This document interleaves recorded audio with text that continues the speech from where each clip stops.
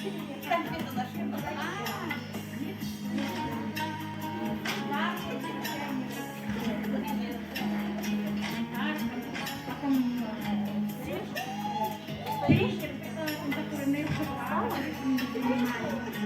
за то, что нас кормили, поили.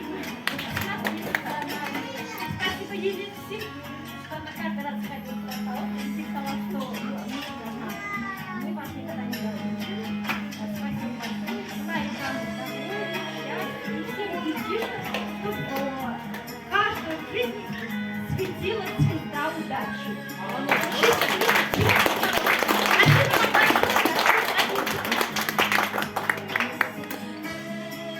саламатсыздар ма? Қадам ұжымына үлкен рахметімізді айтқымыз келіп отыр. Брашымыз Тасмағамбетова Әли апайымызға рахмет, Анараға көптен көп рахмет сіздерге. Сабақ беретін невротерапия, логопед, музыка апайымызға бәріне рахмет айтқым келеді.